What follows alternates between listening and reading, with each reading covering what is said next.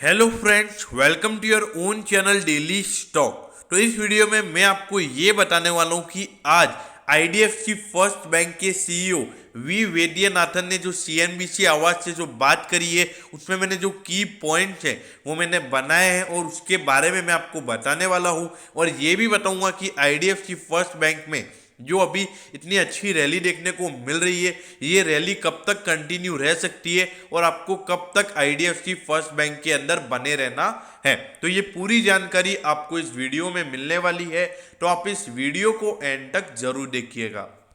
और दोस्तों, अगर आपको रोज इसी तरीके की अपडेट चाहिए तो आप प्लीज़ हमारे चैनल को जरूर सब्सक्राइब कर दीजिएगा, क्योंकि आपको रोज ये सारी अपडेट्स हमारे चैनल के ऊपर मिलने वाली है। तो चलिए शुरू करते हैं।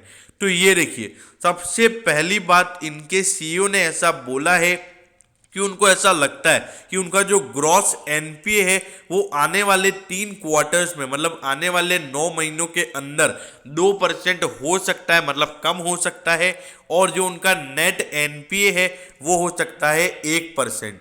तो देखिए, उन्होंने जो अभी आपको पता होगा कि कल हमने आपको बताया था कि IDFC first bank 3,000 crore, sorry 3,000 crore raise करने वाला है इक्विटी के फॉर्म में। तो यहाँ पर एक आईडीएफसी फर्स्ट बैंक के लिए एक बहुत ही बढ़िया बात है। और उन्होंने ऐसा बोला है कि वो ब्रांच को एक्सपांड करने वाले हैं and it look to focus more on tier 2 and tier 3 cities then tier 1। मतलब जो टायर 1 मतलब जो सबसे बड़ी सिटीज होती है, टायर 2 मतलब उसके बाद वाली मिड लेवल वाली, टायर 3 मतलब उससे भी कम लेवल वाली सिटी। तो धीरे धीरे उनका जो फोकस है वो मैंने आपको बताया है कि इनका फोकस अभी मेन रिटेल के ऊपर ज्यादा हो रहा है और एज कंपेयर टू जो कॉरपोरेट लोन्स है उसके ऊपर इनका जो फोकस है वो भी हट रहा है। अब ये देखिए, CEO says improvement in collection. उनका ऐसा मानना है कि उनका जो कलेक्शन है, उनका जो डिपॉजिट्स है, उसमें एक अच्छा खासा इंप्रूवमेंट देखने को मिला है। और ये उन्होंने ऐसा भी बोला है कि अभी उन्होंने ऐसी कोई भी बात नहीं की है कि वो आईडीएफसी के साथ मर्ज होने वाले हैं। तो देखिए, अभी तक ऐसा कोई न्यूज नहीं आया है। तो ये आईडीएफसी के जो मर्जर वाली जो न्यूज मार्केट में चल रही थी, ये एक रूमर्स ही थे।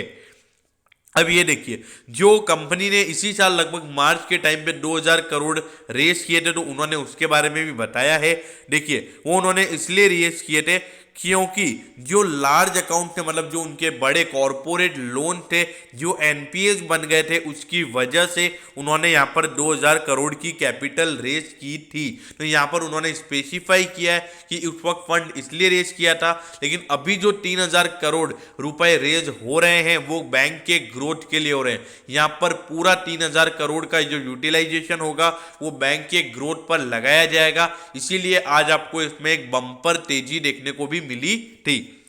लेकिन अगर आप इसके, इन्होंने ये देखिए ऐसे ही बोला है, strong growth opportunities are being seen now, intend to be well capitalize. उनको एकदम कैपिटल में एकदम कोई भी कमी नहीं होनी चाहिए अगर वो ग्रोथ के लिए जा रहे हैं। मतलब उनको 1-2 ब्रांचेस खोलनी है, मतलब 10 ब्रांच खोलनी है, 15 ब्रांच खोलनी है, तो उनके पास कैपिटल होनी चाहिए। तो इसीलिए वो वेल कैपिटलाइज बनना चाहते हैं।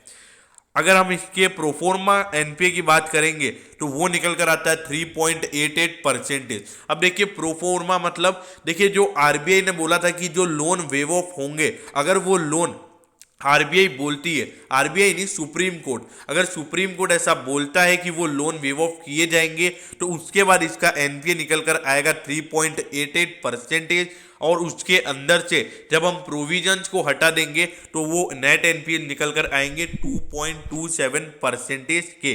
तो देखिए, यहाँ पर अगर देखा जाए तो ये थोड़ी सी एनपीएच की दिक्कत है, फिर भी यहाँ पर आईडीएफसी फर्स्ट बैंक के ऊपर है। लेकिन देखिए, ये जो एनपीएस अभी भी हैं ये पीएसयू बैंक से कहीं बेहतर है। ऐसा नहीं बोलूंगा कि कोटक महिंद्रा बैंक और आपको एचडीएफसी बैंक से बढ़िया एनपीएस यहाँ पर देखने को मिल रहे हैं, ऐसा नहीं बोलूंगा। लेकिन जो पीएसयू बैंक से, बैंक ऑफ बड़ौदा, यहाँ पर अपना स्टेट बैंक ऑफ इंडिया, उससे अच्छे एनपीएस इसके हैं, उनसे भी कम एनपीएस अभी इसके हैं। और जो वी वैद्यनाथन है, उन्होंने स्पेसिफाई भी किया है कि उनका मेन फोकस अभी रिटेल के ऊपर है। तो देखिए, जब रिटेल को लोन देते हैं ना, तो मेरे ख्याल से, मुझे ऐसा लगता है पर्सनली, कि वहां पर एनपीएस बनने की दिक्कतें कम हैं। देखिए, भले कुछ रिटेल्स ऐसे होते हैं जिनकी अभी कोरोना की वजह से उनकी नौकरी चली गई है तो वो अभी लोन नहीं दे पा रहे हैं, ऐसा है, सिचुएशन है, ऐसा नहीं बोल रहा हूँ नहीं है।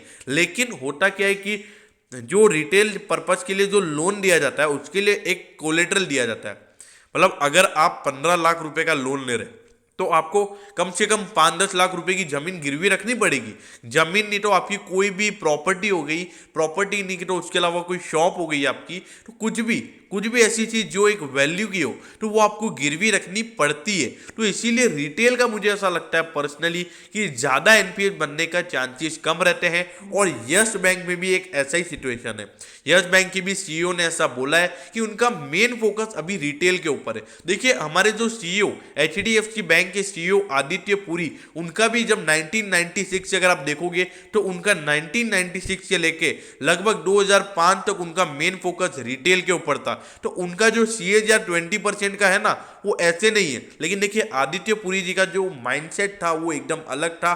उनके जैसा बैंकिंग सेक्टर के अंदर अभी तक मैंने कोई सीईओ नहीं देखा है। लेकिन वी वैद्यनाथन की जो फीलिंग्स हैं वो मेरे को थोड़ी सी उनके जैसी लगती है। उनका माइंडसेट थोड़ा सा मुझे आदित्य पुरी जैसा लग रहा है।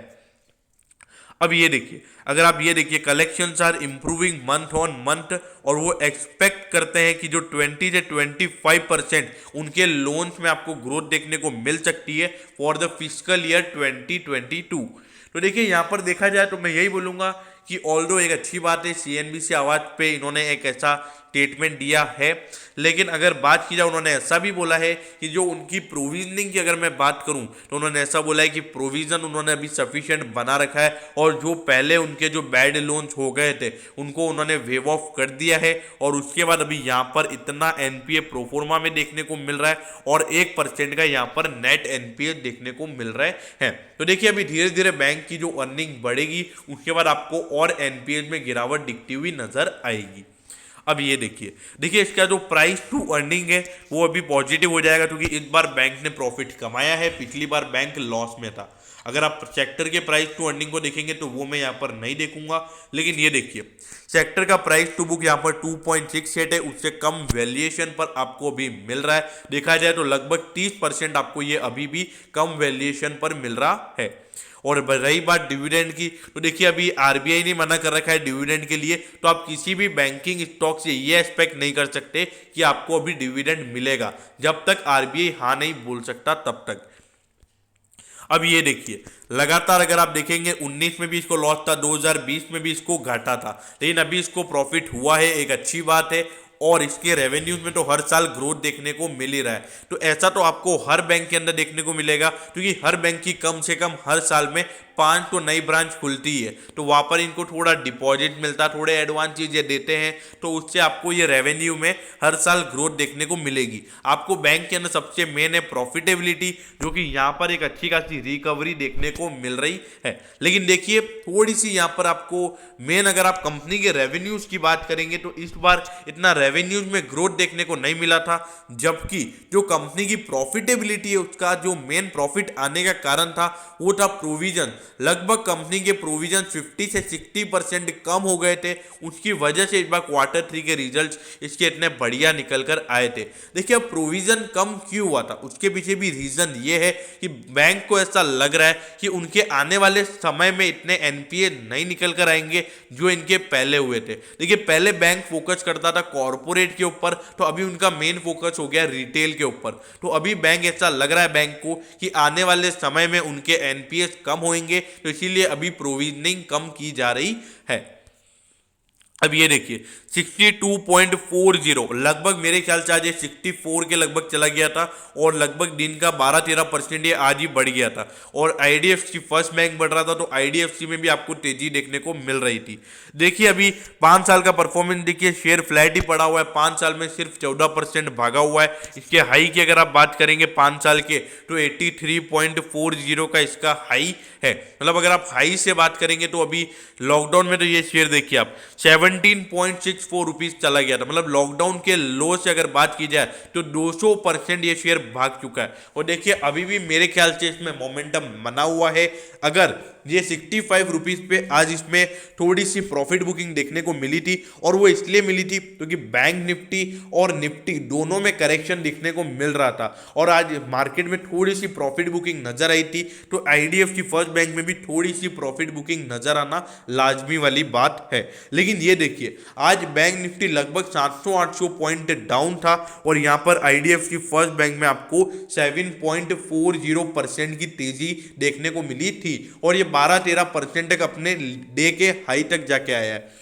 तो देखिए मेरे ख्याल से अगर बात की जाए, अगर आप लॉन्ग टर्म इन्वेस्टर हैं, आपने इसके अंदर इन्वेस्टमेंट कर रखा है, मेरे ख्याल से आपको बने रहना चाहिए। और अभी तो बैंक की ग्रोथ स्टार्ट हुई है, तो अब इसके साथ अगर बैंक अच्छी खासा ग्रो करने लगता है तो आपके लिए ये मल्टी बैगर भी साबित हो सकता है।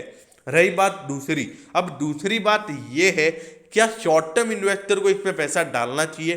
देखिए आज इसमें 65 पे प्रॉफिट बुकिंग आई है। मेरे ख्याल से अगर ये फिर से 65 के लेवल को तोड़ता है तो आपको इसमें आराम से 71 या 72 के लेवल देखने को मिल सकते हैं और वहां पर भी एक ब्रेकडाउन देखने को मिलता है। तो आपको इसमें जल्द ही आने वाले 1-2 हफ्ते में 80 का लेवल, 80 रुपीज का भी आपको इसमें लेवल देखने को मिल सकता है। अगर 80 रुपीज का लेवल यहाँ से देखने को मिलता है तो मतलब लगभग शेयर यहाँ से 25 से 30% आपको भागता हुआ नजर आ सकता है।